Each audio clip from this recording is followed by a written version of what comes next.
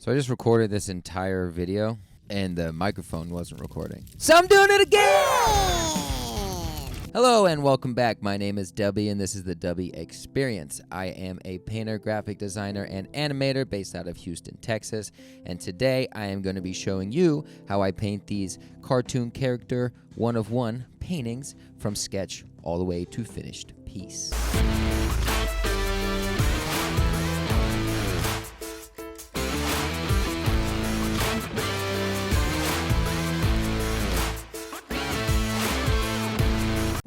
Today, we're going to be going over how I create these cartoon one-of-one character paintings from sketch to finished piece, and how you have a chance to win one every single week. So for about the past 4 months, I've been painting 3 of these characters every single week, post them on my social media pages, and I've got a pretty awesome feedback. So I decided to create a video kind of going over how I make them. So in this video, I'm going to be going over my process, my materials used, some tips and tricks, and, like I said, a chance for you to win one of these paintings every single week.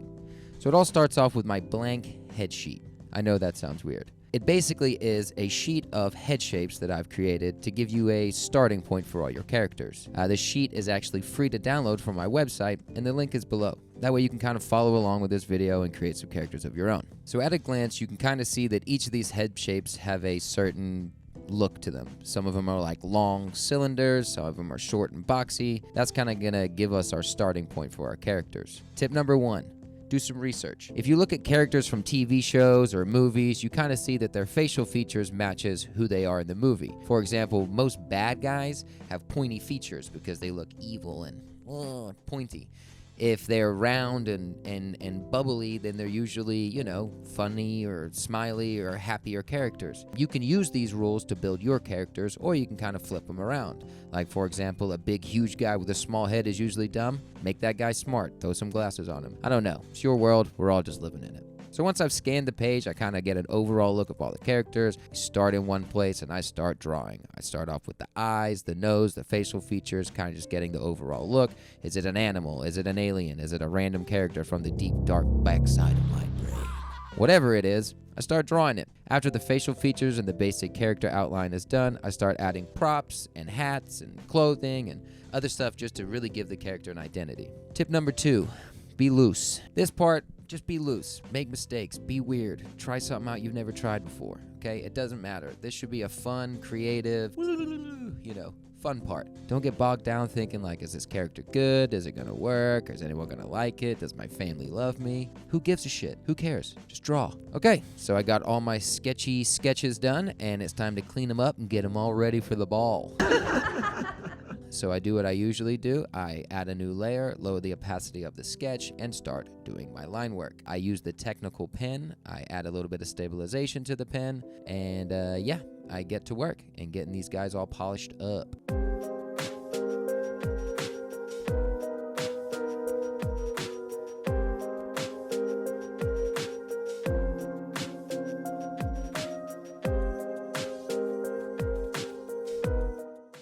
Tip number 3, get the basics. When it comes to details on these little paintings, I can sometimes get bogged down and, really do minute details that on the painting are going to be so small. It just made everything more complicated and, my paintings ended up muddled. So at this point, when I'm doing the line work, I try to keep the drawing as open as possible. If I want to add some cool details and textures later, I'll do it when I'm painting and be creative then, not now, because that's how I do it.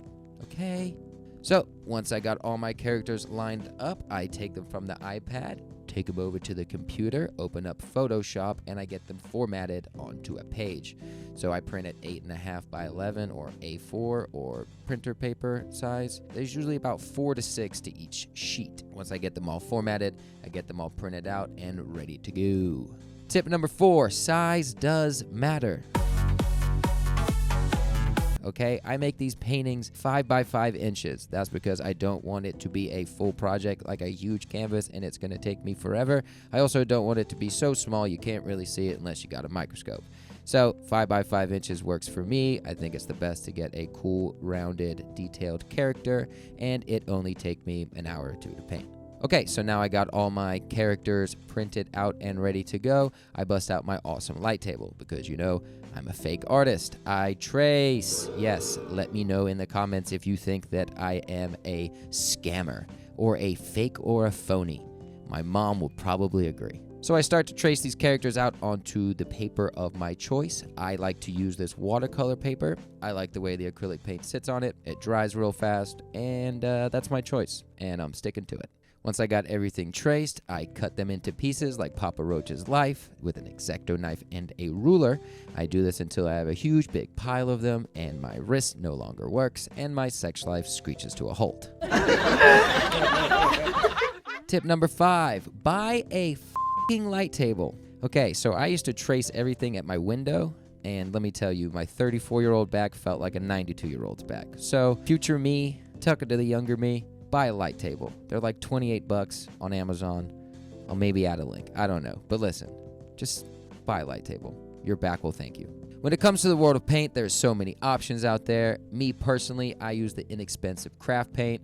Not only is it cheap, but it is awesome. It's easy to find. Their selection's huge. Their colors are usually saturated.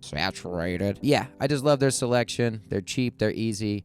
That's just what I use. So I get all my paint out, I get my mixing trays, I get my water, my brushes, my rags, I get my whole setup, bing, bang, boom, I am ready to go. For brushes, I usually use the nylon brushes, not because I'm smart, just because on the package it says nylon and then it says for acrylic. So some rules I do follow, and that's one of them. So I select like 2 to 5 brushes, whatever I think is going to be the best tools to get the project done. Again, nylon brushes, but inexpensive brushes. And that leads me into tip number 6. Don't buy into the hype. You don't need expensive paints. You don't need these gallery-wrapped expensive canvases just for little fun projects. You can paint on scraps of paper using a toothbrush. It doesn't matter. I don't think you need to buy super expensive equipment in order to be a fine artist. And again, I know I paint cartoons, so relax. Anyway, that's my thought. Paint with a toothbrush. So now that I got my setup ready to go, I start coming up with the idea of the colors I want to use for my character. Sometimes it comes straight out the bottle. Sometimes I mix it myself. It really just depends how I'm feeling that day and if my sun's in retrograde. So, yeah. The last step of prep is making sure that I have my drawing taped down to my board. The board has like a little bit of an elevation, which is cool for me because it makes me be able to get my hands in there and do the thing. So let's start the painting. It begins with the base color. So the overall character is going to usually have one big base color. That's the biggest surface area, so that's the first thing I paint. Once I get that color in, I let it dry. Acrylic paint does dry pretty quickly, but I'm a very impatient person, so I borrowed Aunt Gladys's hairdryer just to speed up the process. Once the base coat's done, I move on to my shadows and highlights. My shadows are going to be a cooler, darker color, and my highlights are going to be a lighter, warmer color. With the shadows and highlights, the character now starts to have a little bit of depth and doesn't look so flat on the page. So once I got the base done, I move on to every single little detail, and I do the same thing. I put the base color, I put the highlight, I put the shadow, I put the detail, then highlight, and I go on and on and on, highlight, boom, shadow, go on, detail, boom, and go on and on and on and on. Until it's done. Just like that. It's pretty easy, right? Pretty simple. The last part of all of this is I give the background some love. I usually paint it with a vibrant contrasting color to make the character pop off the page. And yeah, that's it. Our character is all painted up and ready for the next step. Cut! Tip number 7, embrace the change. So when I start a painting, I envision how I want it to look at the end. And I gotta be honest with you, 9 times out of 10, it's not how I envisioned it at all. And I think that that's okay. You've got to embrace the change, right? So if you start working on something and you want it to look a certain way and it's not, don't give up, don't freak out, just keep painting. Just keep painting. Most of the time you end up with something that's pretty cool. So it's art, baby. So the character is all painted up, ready and dry. It's time to move on to the line work. Now, I'm not going to lie to you. Line work is a daunting task. I always think I'm going to mess it up. So I usually do that exact thing. I mess it up. I go really quickly all around the entire drawing, literally making mistakes. The reason I do this is because when I go back and redo the line work, it gives me a chance to be more creative. I get to mess with the line thickness. I get to place the lines on certain areas. That way it gives it more of a pop from the page. It also gives it a cool hand-drawn, hand-painted feel, which is really what I'm going for with these characters. Tip 8. Mess it up a little bit. Even though you've worked really hard to get this painting to this point, and you're probably like me, you're having an anxiety attack, you're like, I'm gonna mess this up. You are. I do all the time. And it's fine, because it gives you another opportunity to be creative. Turn an L into a dub. That's not a saying. Embrace it. Don't worry about it. If you mess up, it'll become part of the character. This is all about creating and having fun. So there it is, a finished one-of-one cartoon character painting. It's kind of crazy when I lay them all out like this and realize that all these characters came from my weird mind. And there's so many more to come. And now the moment you've all been waiting for, how do you get your hands on one of these one-of-one cartoon character paintings? Well, it's pretty simple. All you have to do is go over there to the old Instagram and follow me at The King Dub. Every Friday, I repost these time-lapse painting videos with a question. It's a very simple and easy question. It's like, what's this guy's name? What planet did he come from? I pick my favorite answer, and boom, you get a painting. I send it to you free of charge. It's signed. It's not a print. It's the actual thing. It's a one-of-one. You will own it. And yeah, I think that it's a cool way to get my art all across the world, hopefully into the hands of you, my favorite people who help and support me as a crazy artist. So that's it for today. Thank you guys for stopping by. If you liked what you saw, please make sure you like and subscribe. Smoosh those buttons for me. And let me know in the comments how my first video was, because it was hard to do. And like I said, I had to do it twice.